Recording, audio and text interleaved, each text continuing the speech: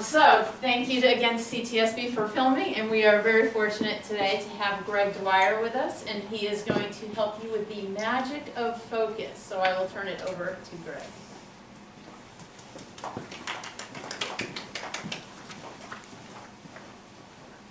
It's nice to be invited back, right? How many of you were here about a year ago? I know you were, a few other people, this as well.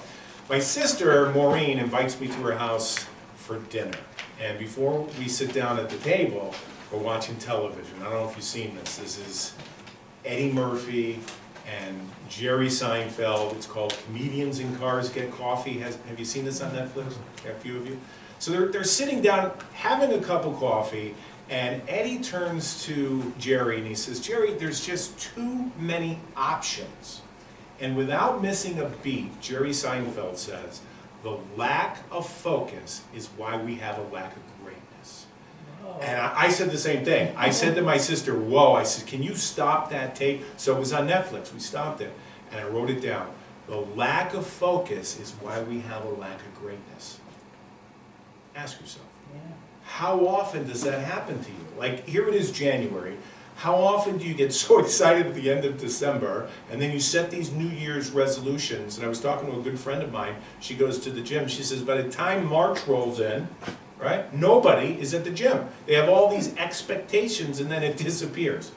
Or if you're like me, I've done this, and I'm embarrassed to say this, I'll go out and I'll get a book, I'll buy it, and I'll say, this is the book I'm going to read this year. And at the end of the year, I look, and I only got past the first chapter. Or, this is really bad, I've also brought the book home. I don't know if you've done this. I realized I also bought the book years ago and I never read it then. No, it's true, it's happened to me. Wow. So what we're going to look at are 4 ways of thinking that will make focus a habit so that your success is automatic. We're not going to talk about techniques. You can go home today and go to Google, you can go to AI, you can find all of these techniques on how to get focused. Work offline, avoid caffeine. I mean, there's hundreds of different techniques.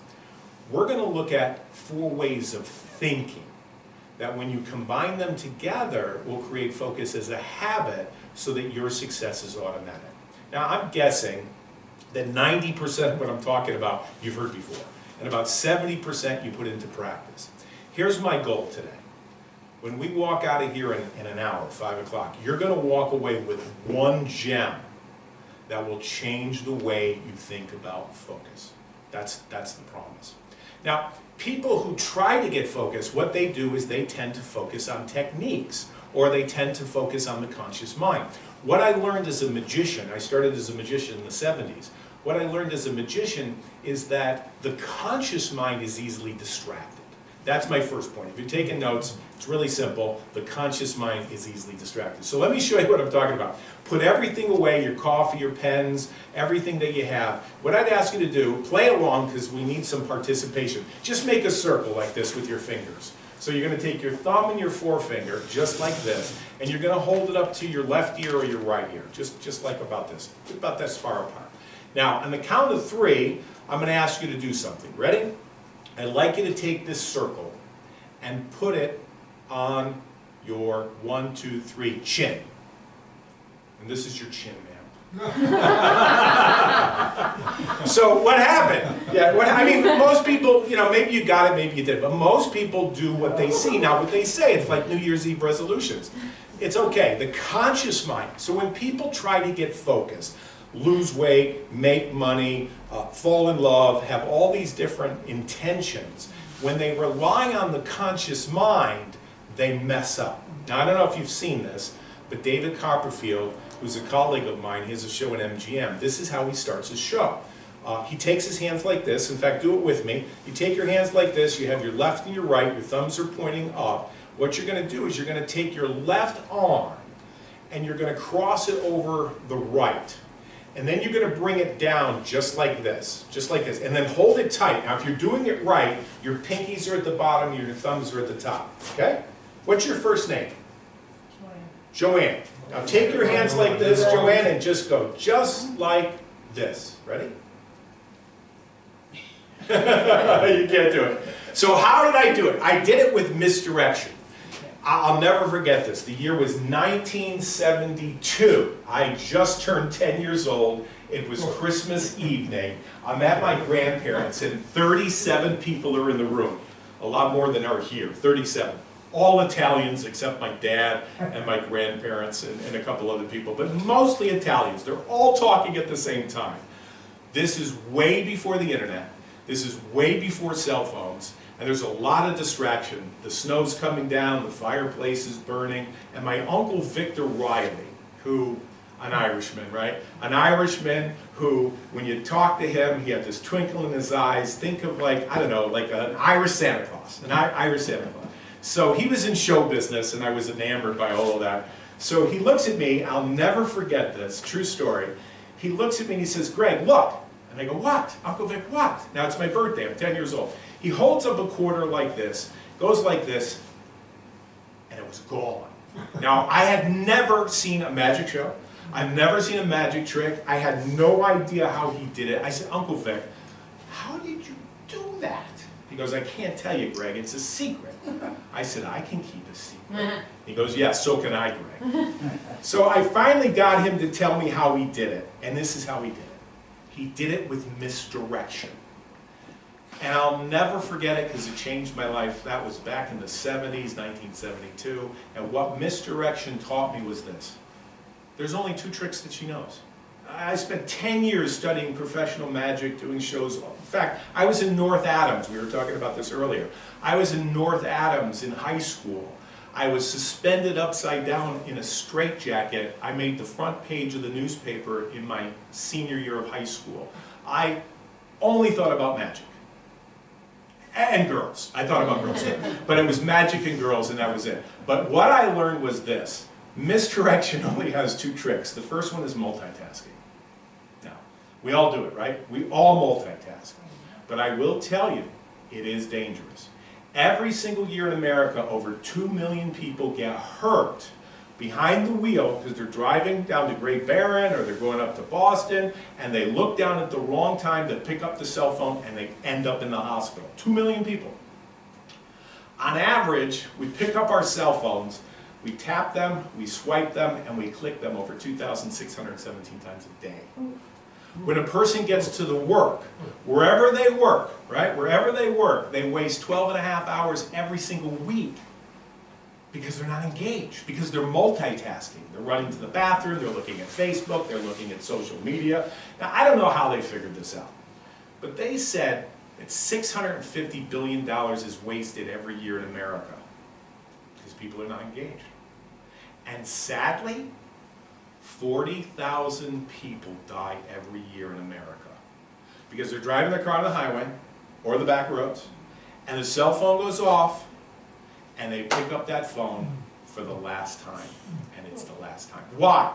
Misdirection. Now, I'm not here to tell you not to multitask, because we all do it, and we're not going to stop doing it. But this is what I learned with all of my research in the last 10 years. Once you identify something that is important to you, right? Let's say it's your money. If it is, you'd be in the other room, right? But money, or weight, or health, or relationships.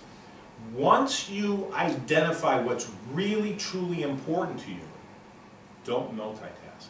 Focus on that one thing. Like, make it sacred, you know? And I'm talking about religion here. I'm just talking about make that one thing the most important thing, maybe between 12 and 1 or 2 and 3, but it's absolutely sacred for you.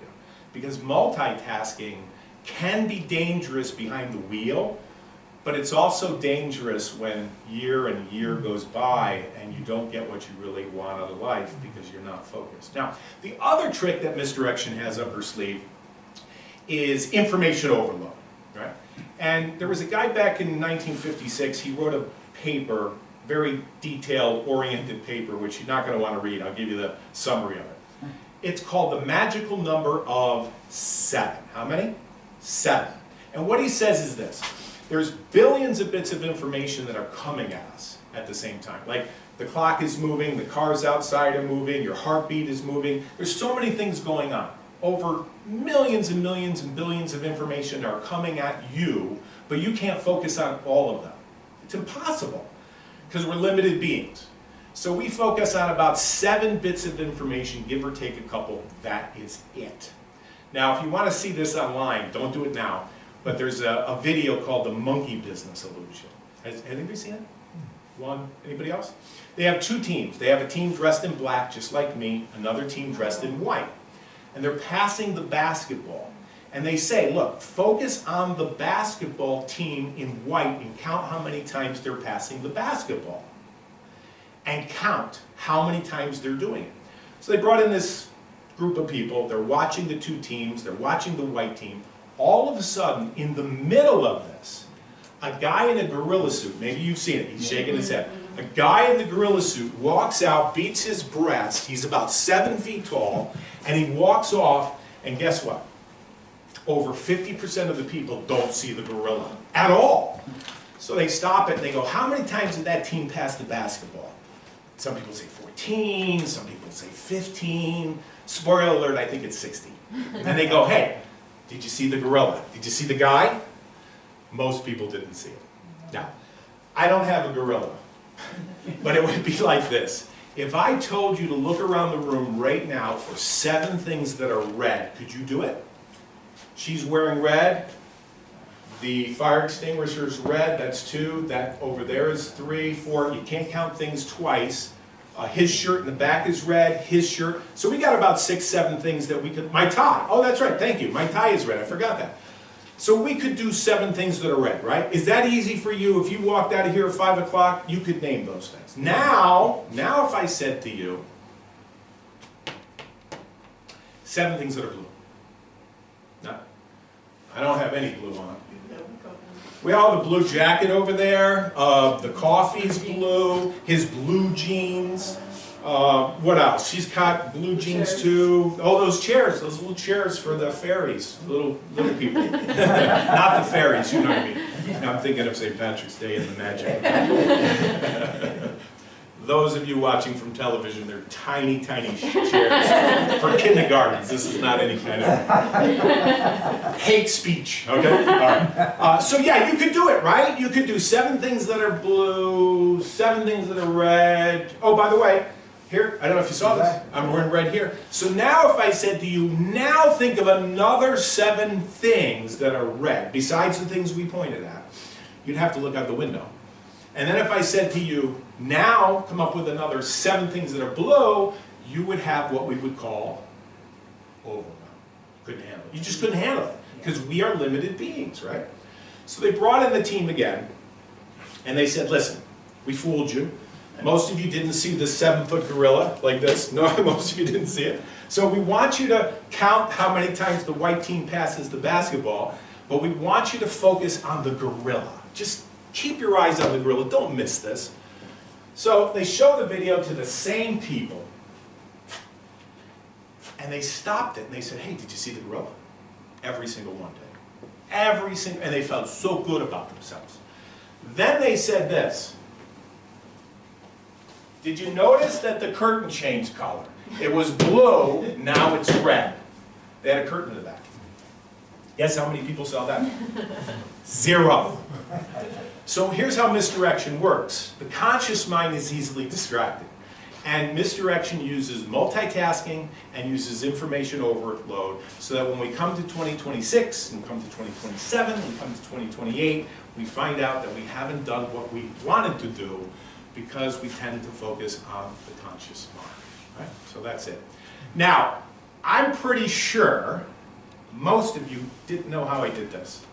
So I want to teach it to you, but I need you to promise me. This is how David Copperfield opens his show in Vegas. He walks out, I've seen him many times. He walks out, he goes, I know exactly what he does. He goes like this, then he goes like, he goes, stand up. Oh, by the way, hey, let's stand up. Everybody stand up. He goes this like this, and then stand up. I'm going to teach this to you, but you've got to promise that you don't share it with anybody because this is a trade secret. This is a trade secret, all right? I belong to the Society of American Magicians. I've already told you too much, but I will teach you this. I will teach you this. So hold out your hands like this. I'm going to show you how you were misdirected. And once you learn this, you'll say, oh my gosh, I see how this shows up in my life. So this is not just fun and games. You're actually going to learn something here. So you take your thumbs. They should be pointing upward. and you're going to take the left, and you're going to put it over the right, just like this, and then you're going to bring it down. Now, multitasking and information overload is what I used. Now, you've never done this before, so you're looking at your hands. While you're looking at your hands, I said, what is your name? And I said, if you're doing this right, follow me, watch me, not your hands. Your thumb should be here and your pinky should be here. And while you're looking, what did I do, sir? I let go. See, that's misdirection. So I had it like this. We were all in the same place together, right? But then I said, if you're doing it right, you should have this and this and this and this and this and this and this and this. While you're looking over here, I let go.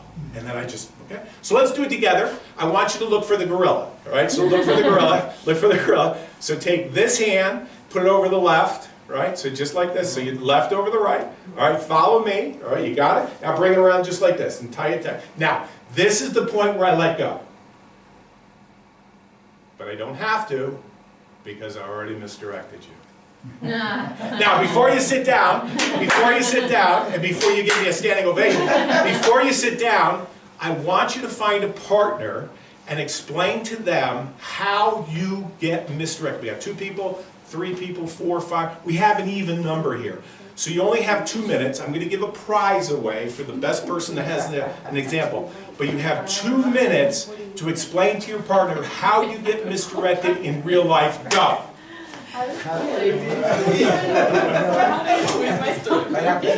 Well, I think there's 2 elements to this. One is visual. Yeah,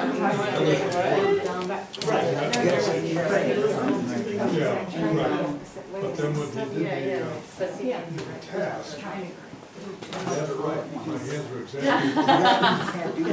But then it seemed while we were looking or listening to someone else. I get this What is our news? I feel misdirected. And that's what I do now. I take care of my friends. Every day when I walk in, it's like, I don't know what to do. Okay, have a seat, have a seat, have a seat. We're back. Have a seat. All right, if you hear my voice, sit down. Have a seat. Now, have a seat. This is a card that I give away at conferences. People pay $95 for it. There are books, there are CDs, there are audios, all on focus. I'm not going to sell this today. So, what I'm going to ask is if there's anybody here that would raise their hand and explain how they get distracted. They'll get this card. Raise your hand. You have a good answer. Good. She had a good answer. Well, but I don't think I have the right answer, but when you said use your left and your right, you were facing us, so I did the opposite because your left is my right. So how does it show up in your real life? In life, not in theater. In real life. You get on the highway and you drive down the road and you forget to get off at the exit because you're thinking something else. Or you forget Or to... drive to the same place I always go even though I'm going somewhere. Yes! All right, this is yours. Pass that back. There you Okay, good. Okay, so the first point, ready? The first point is that the conscious mind is easily distracted. Will you remember that tomorrow? Okay. Will you remember that tomorrow? How many of you remembered I had a red tie on? You do. You do. Yeah, okay? So, the first point is this. The conscious mind is easily distracted. You would think if the conscious mind is easily distracted, maybe the answer is the unconscious. I thought the same thing too. The year was 1970, yeah, it was 1973. I was home alone with my mom. It was December 25th. It was, no, the 26th. It was the day after Christmas, now that I think about this. And it was Christmas Vacation. Not the movie, really Christmas Vacation. And we're sitting there watching television, and all of a sudden this trailer comes on for a movie. Now you got to do some math here.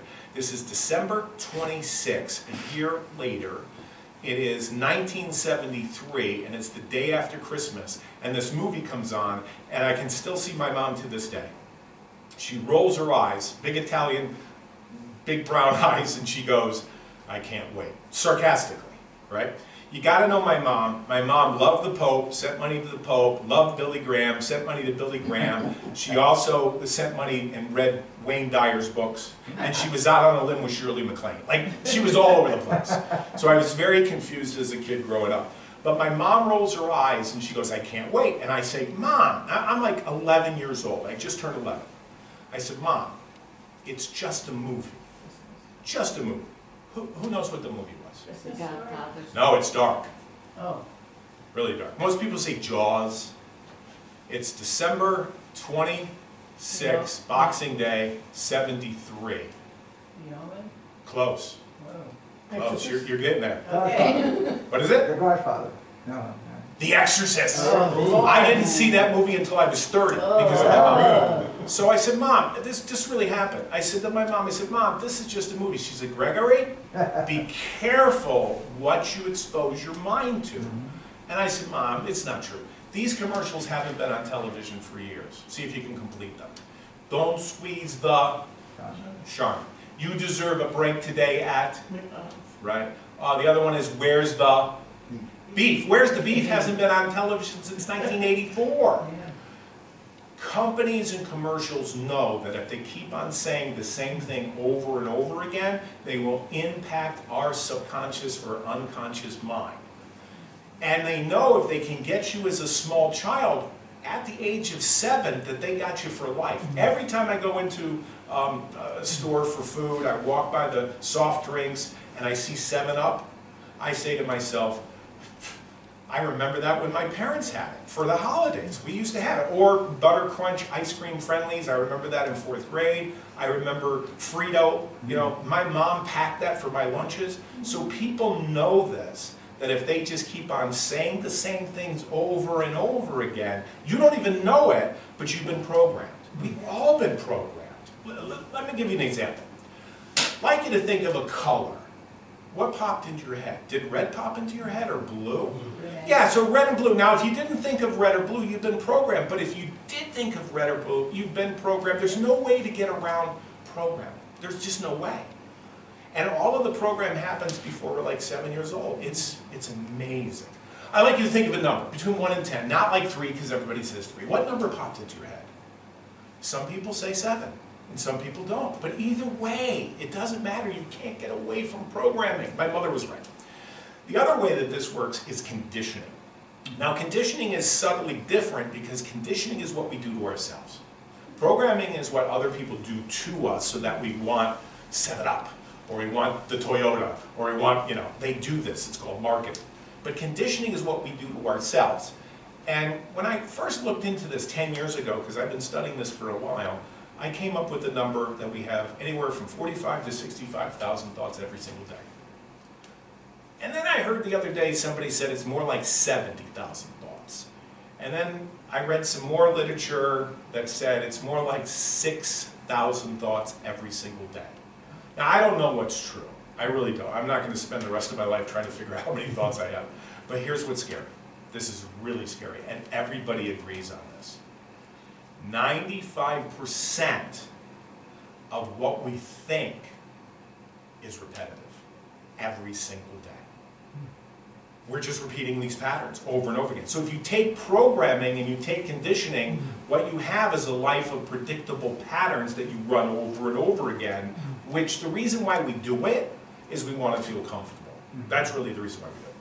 So that's another movie, I don't know if you know this, but I always watch it every year in February. Okay, campers, rise and shine, and don't forget your booties, because it's cold outside. Oh my gosh. What is it? Oh, come on. It's Groundhog Day. Groundhog Day. Yeah, Groundhog Day. So every morning at 6 o'clock in the morning, Phil wakes up and he thinks it's a new day, and he finds these patterns over and over and over and over again, and he can't break them. So rather than talking about this, I want to show this to somebody, but I need a volunteer, and I do guarantee that it will be fun. I will not embarrass you, and at the same time, there's a great prize involved, so I'm bribing you. So if you're willing to come up, all I'm going to ask you is to pick the red or the blue. Is there anybody that would come up and help me? Anybody? Oh, sir, thank you. Give him a round of applause. Okay. Fearless. Very nice. Would you hold these just for a second and tell everybody your name? Dave. Dave? Okay, love it. All right, Dave, I have something for you. I have a pair of glasses that you can keep. And why don't you put them on? And I'll put my glasses on too. And why don't you face the audience so they can see how you look.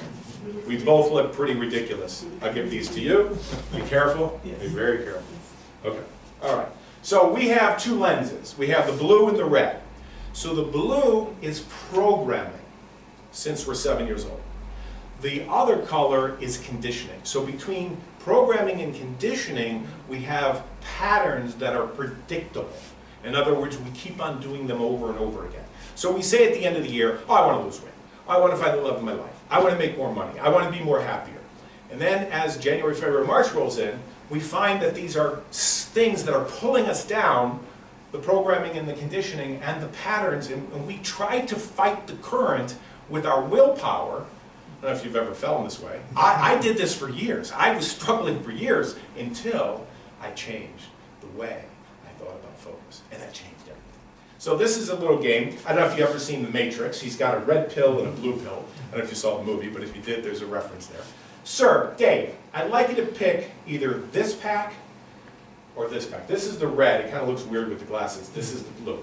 Okay, excellent. So you have the blue. We're going to work with the blue. Excellent. Very nice. All right, so I would like you to think of the pack of cards. You have ace all the way through kings. You've got clubs, spades, diamonds, hearts. Okay? All right. Imagine in this hand, I have the red cards. And in this hand, I have the black cards. So black is clubs and spades, you know that. And then I have diamonds and hearts. I'd like you to point to either the red cards or the black cards. Excellent, we're going to make those disappear. So what does that leave left? The red. Yes, exactly. Now, did you have a free choice to pick that pack of cards? Yes. All right. Now we have diamonds and we have hearts, right? So here's the diamonds and here's the hearts.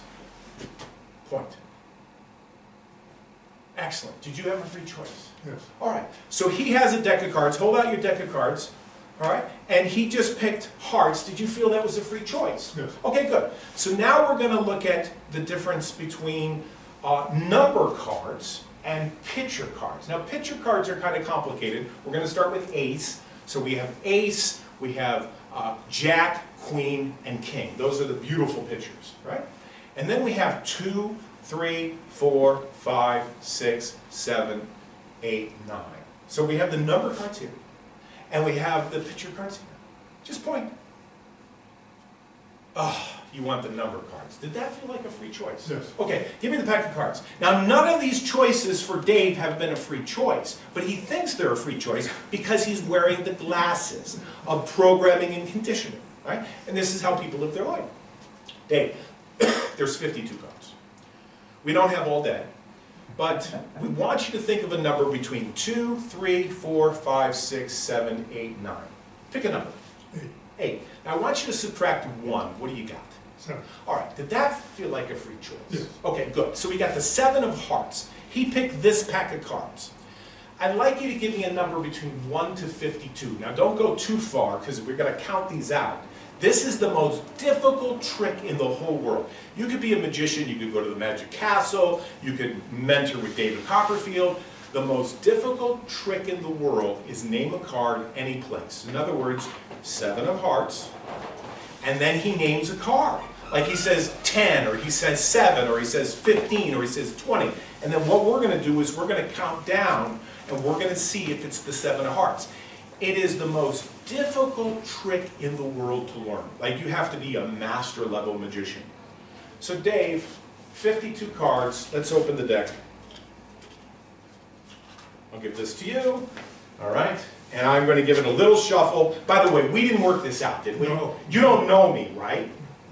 Unfortunately not. Right, right. And you feel good about that. Okay, so we're going to give a little shuffle. Let's not go too far down. Let's be, but any number you want. It doesn't have to be 7, but we're looking for the 7 of hearts. Go ahead. What number? 4. Wow. You said 4 earlier. 1, 2, 3. Would you be amazed if that's the 7 of hearts? Yes. Okay, let's see. Because I haven't even looked at it. Oh, heavens. That is, ladies and gentlemen, that is the most difficult card trick in the world to do. And usually people jump to their feet. Man, you don't have to do that. Okay, let me show you the next difficult card trick. It's called the ambitious card trick. Okay, it's egocentric. But what magicians do is they take the 7 of hearts and they put it in the middle of the deck. And then they take a cut, then they take a cut and a cut, then they do a little bit of a shuffle, and then they do, watch this. One little cut, and guess what happens, Dave? 7 comes up. It comes right to the top. That is the second most difficult trick in the world. I just showed you the most difficult sleight of hand in the world, ladies and gentlemen. And then I want to teach you the real magic. This is what Carl Jung said. Carl Jung said this: until the unconscious becomes conscious, it will direct your life, and you will call it fate. But once the unconscious becomes conscious, you can take off your glasses. Once you recognize that you're running patterns, predictable patterns, you start seeing the patterns everywhere. 7, 7, 7, 7, 7. Perfect. Yeah. 7 of hearts. So this is the person that gets married and finds out they married a jerk. Then they divorce that person, and then they go out with somebody else. Oh, thank God you're not like my father. And they find out they're a jerk. And then they find out that they're going to lose weight. They lose the weight, Dave, and then they gain it right back. And what's happening? They're running patterns over and over again. So Carl Jung said this: until the unconscious becomes conscious, it will direct your life.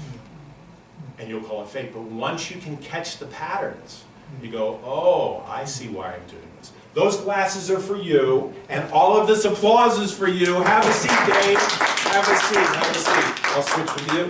Nice glasses for me, and this is for you. Okay, so this is not easy to do. This is really not easy to do. I'm going to ask you in a few minutes, do you do something over and over again that you're not aware that you're doing it? Now, the reason why this is really difficult, I'll tell you why, is because it's unconscious. So I will share a couple of examples, and then I'll ask you if you want to share, because I have a prize. I have this prize to give away for somebody that will share. So how are we going to do this? Well, let me go first. Let me go first. When I go into the store and I see 7-Eleven, not 7-Eleven, 7-Up. When I see the soft drink 7-Up, I think, oh, my family, and I want to buy it. And to this day, I drink ginger ale, which is very close to it. Or I will buy Butter Crunch from Friendly's. Or I'll buy Fritos. Why? Because it reminds me of my childhood. That's basically what it is. Now here's the deeper truth. I told you my mom, I didn't tell you this, did I? No, I didn't tell you this. Yeah. 1978, my mom died. Yeah. I was in high school, and I felt like the rug was being pulled out from underneath me. I was 15 years old. No one saw this coming. She died of lung cancer. And I was devastated, and I felt like this feeling of just, like, it was terrible. I was in high school, 15 years old. My mom dies of lung cancer. But I finished high school. I got through high school. I hated school, but I got through high school. And then I went on to get a couple degrees, and I was trying to prove my worth, and got a couple master's degree, and I got a nice career, and I had a nice family. And then all of a sudden, in the middle of my life, I lost my job, and my wife left. And I'll never forget this. I felt like the rug was being pulled out from underneath me again, but I didn't make the connections. I remember, this is a true story. I walked outside, I was living in Ohio. I walked outside, I looked down at the ground, and there was some snow and some twigs and some leaves, and I was so stressed, I didn't know what season we were going into. I didn't know if we were in winter going into spring, or we were in fall going into winter for about 45 seconds. Now, if you came up to me and you said, Greg, why is this happening to you? I would play, at that time, and I played the victim. I said, oh, it's not my fault, you know, it wasn't me, it was her, it was my boss. But I didn't realize that the same loss that I experienced in childhood was being repeated in my adult life. I didn't realize the pattern. Now, I'm not asking you to go that deep, okay? I went that deep because I went into therapy and I started making the connections. But it was Sigmund Freud that said the unconscious is really running the show. but we don't notice it. So I'm going to ask you to share, but it doesn't have to be that emotional. I wanted to be vulnerable to let you know that I've done the work and I've looked into this. But it could be something as silly as, you know, Greg, you're not going to believe this. I go out with this person and they're a jerk, and then I get rid of them and I find somebody else that's just like it, or I find myself getting out of debt. I pay off the Visa card and then I go right back to debt, and it has to do with something. In other words, it's a pattern that you're repeating. So you're repeating the pattern over and over again. You don't know why you're doing it, and you want to break the habit. So we're going to take 2 minutes. I'm going to change my wardrobe. When I come back, I'm going to be all in white. None of you are going to notice that, because you're so preoccupied with yourself. All right, but we're going to break up. We're going to get 2 people, and just, if we can find one person that can share this, they're going to get a prize, okay? So 2 minutes, something that you repeat over and over again that you don't want to do, but you find yourself doing it and you're not sure why. So you got 2 minutes, go ahead. You go first this time. Hi there. Oh, really? Because you're being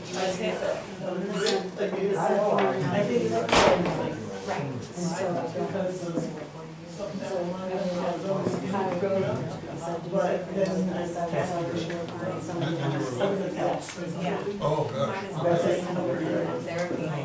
So, I don't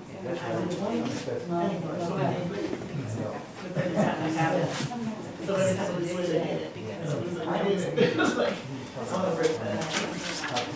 Boy, I can never stand by it. Sort of the attack. Yeah. Oh, I'm cool. Oh, But I still have that. I'm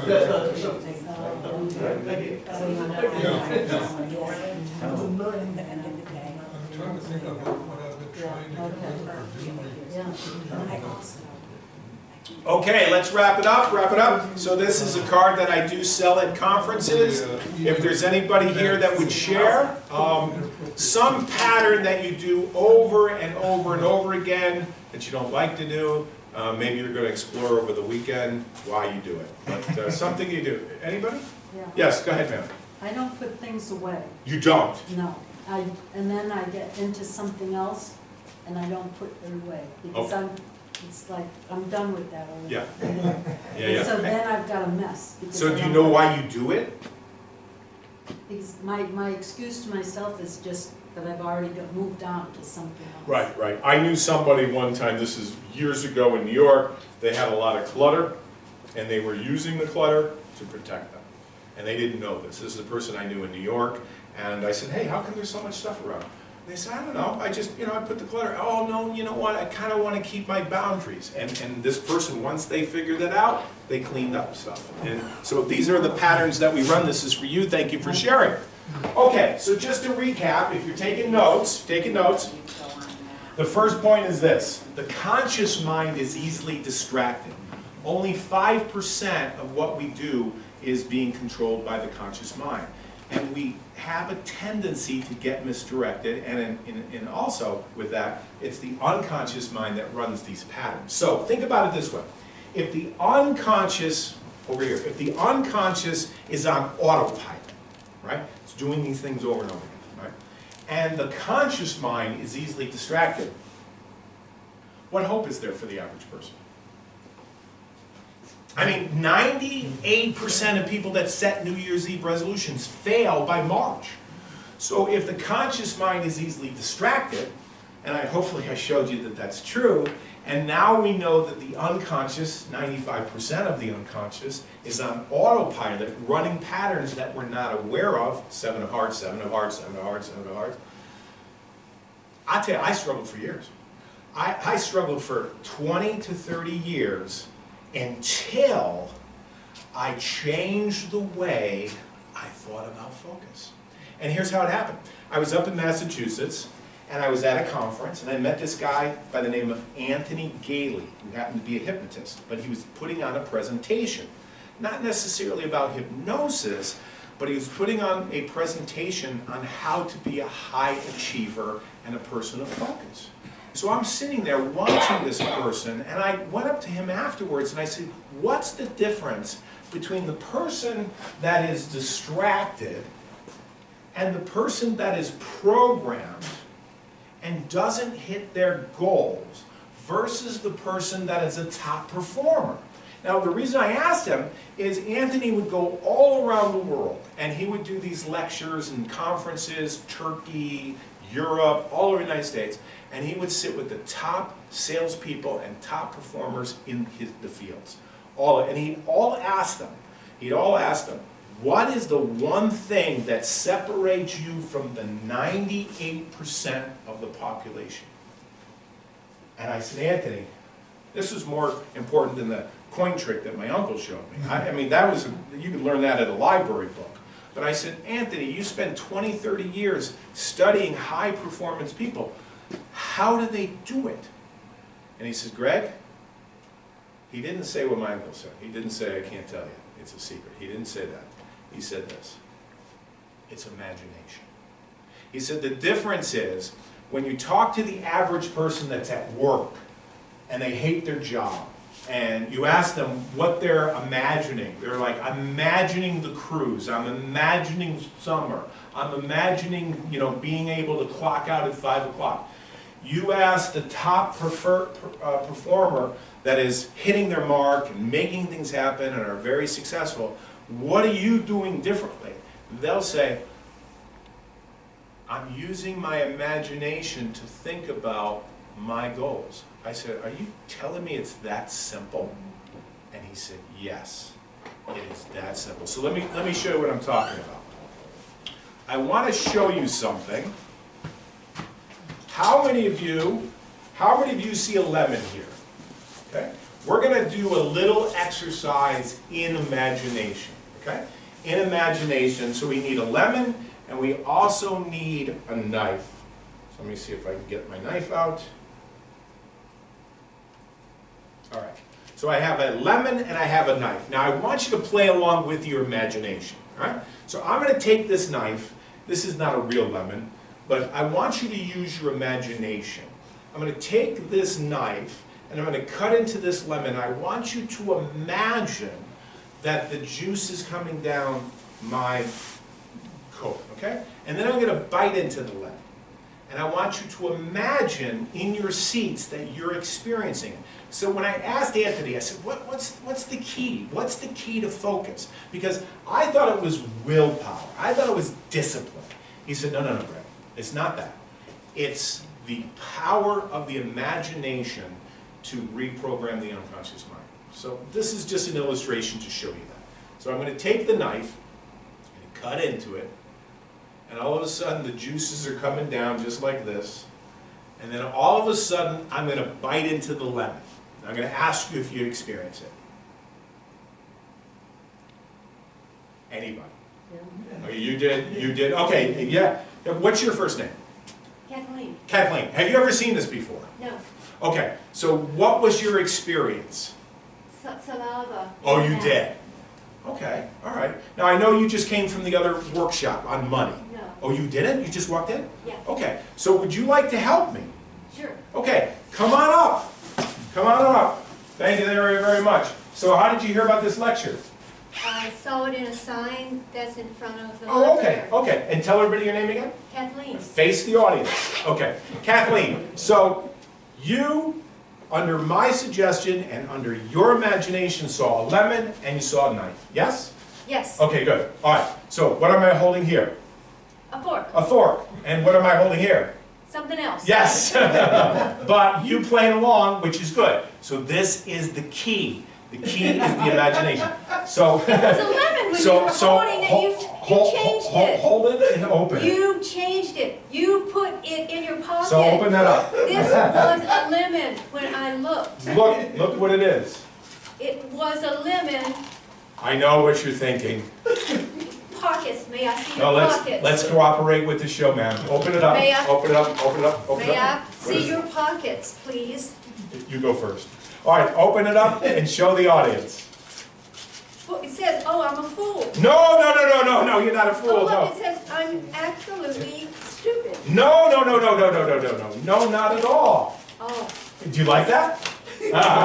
Give her a round of applause. Thank you so much. So, We have this women. is the key. This is the key. This is the key that I was looking for 20 years.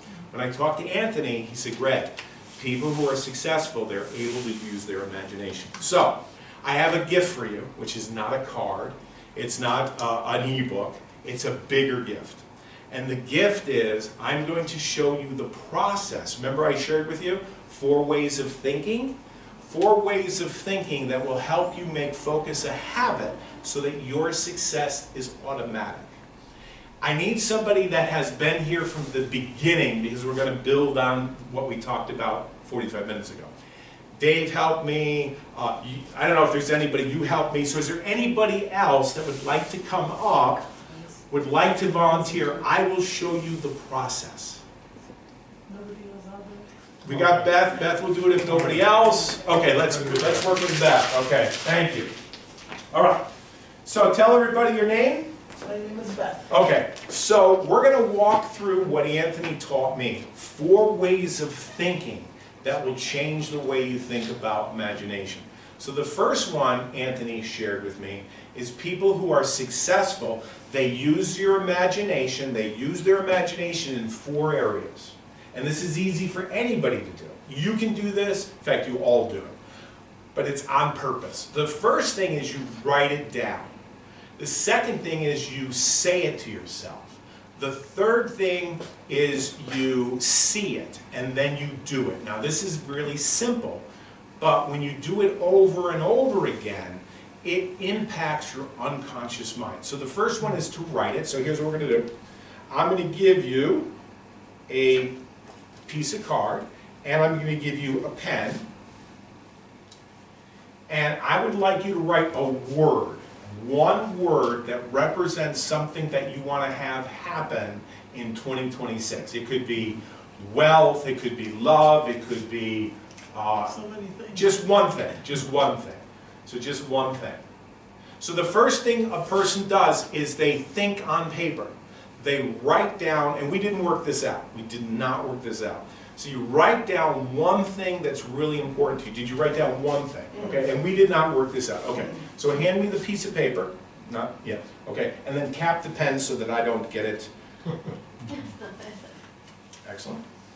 And then the second thing a person does after they write it down is they see it. So face the camera, and I would like you to imagine that what you want is in the distance and it's coming towards you. So close your eyes. So the first thing Anthony taught me was people who are focused and productive, they write it down. Then they see it. They see it.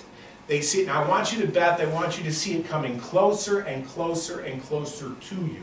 Now is it in black or white, or is it in color? It's in color. Okay.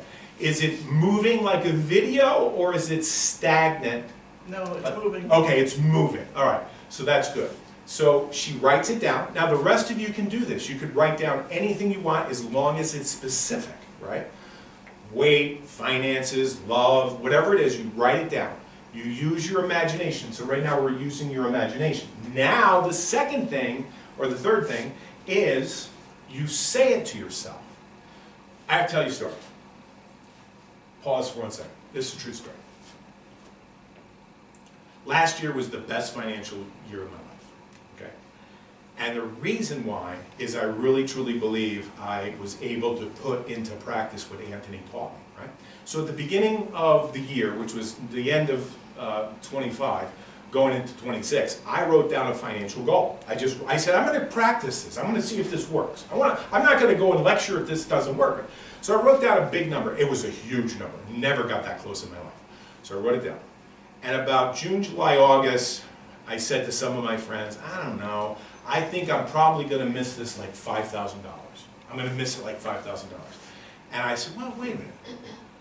I remember what Anthony taught me. You write it, you see it, so I visualized it, I visualized the money coming to me, and then you say it. Do you know what the word abracadabra means? I can't remember. The word, magic or the word abracadabra means I create as I speak. So I say it and I create it. I create it, I say it. So what I did, and I saw Anthony do this in Massachusetts. This was up in Marlborough, Massachusetts about many years ago. He says, there's 100 people in the audience. He says, how many of you know that you should have written goals. And everybody puts their hands up. Would you put your hands up? You do it. Everybody put their hands up. He goes, how many of you actually have written goals? I put my hand up and one other person did in a room of 100. He goes, listen, gentlemen, ladies and gentlemen, this is the secret. It's easy to do, it's easy not to do.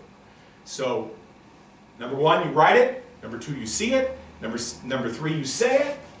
So I went down to my computer and I recorded my voice and I said this number. And I said the number over and over. I recorded 5 to 10 minutes of, my name is Greg Dwyer. I'm at gregdwyer.com.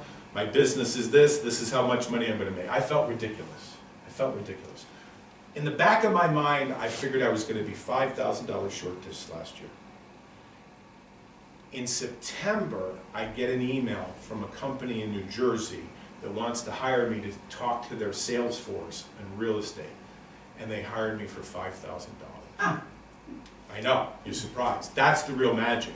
And I said to my friends, you're not going to believe this. I said, this is going to be the best year of my life. And they was like, well, how did you do it? Imagination. I wrote it. I saw it. I said it. I listened to it on the recording every day for like a month until I got sick of it. And then finally I get this phone call. They say, yeah, we only normally spend about $3,000, but I said, well, I'm coming from New Jersey and I can also do entertainment. And they said, yeah, we'll give you $5,000. I went, oh. Okay. So then the last thing, so if you're remembering this, you write it, you see it, you say it, and then the last thing is you have to do it. You have to do it. So I have here cards. I have an A, I have a B, and I have a C, right? So you have to take action. You can't just, do this without, so here's what I learned from Anthony. If you write it, see it, say it, and do it, and you repeat this over and over again, for 30 days, 60 days, 90 days, 6 months, a year, it eventually impacts your unconscious mind, which makes up 95% of your decisions. That's the real magic. So Beth, I have an A, I have a B, and a C. One of these envelopes has a $100 bill. Don't get excited, it's not real. And the other ones are empty. I'm going to put A over here, I'm going to put B over here, and I'm going to put C over here. So if you're following this formula that Anthony taught me, is imagination by writing it, you wrote it down, you didn't show it, and you don't tell anybody, that's the other secret.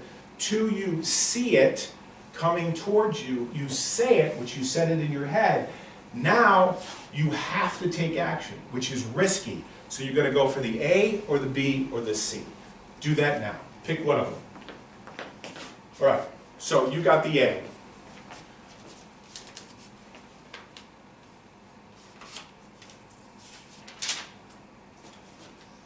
Let's show you what you would have had if you chose the other two. So the other two are C. What's in here? Nothing. What's in here? Nothing. Nothing. Took me 20 years because I was focusing on willpower and discipline. What I realized is that put me in the 98% camp of people that fail. Once I met Anthony, and he taught me that imagination is the key, and that once I changed my mind of how I looked at focus, now I use imagination to make things happen. Now, you might look at me and go, this is crazy. Earl Nightingale said this, Earl Nightingale. And when I came across this quote a couple years ago, I was flabbergasted. He says, whatever we plant in our unconscious mind by repetition and by emotion will eventually become a reality. And I went, I have found the holy grail of being a 2%er. You can do the same. All this applause is for you. You can keep that. Have a seat. All right. I usually ask for questions. Does anybody have a real quick question? I want to keep this under 60 minutes, and we only have a few minutes left. Does anybody have a question? Anybody? What's in a lemon? Yes, but we'll talk later. That's not important right now. What's important is that you take this message home and you change your life. That's what's important. Don't focus on the trick. By the way, the trick, I have to tell you something. I would not be here today if it wasn't for my Uncle Victor Riley. It was 1973. I swear to you, that's the reason why I'm here today. Because I went from trick to real magic. And I did it through the imagination. So Uncle Vic, he took the quarter like this. He said, Greg, come here. I said, what, Uncle Vic, what are you talking about? He said, Greg, I'm gonna make this disappear. I said, Vic, no way. He said, yeah, that was just a trick. That was just a trick. This is the real gem, ladies and gentlemen, when you change the way you think about focus, using your imagination. My love, this is for you, catch it. Thank you very much. You've been a great audience. Thank you so much. I appreciate it. Thank you. Drive safe. Bye, everyone.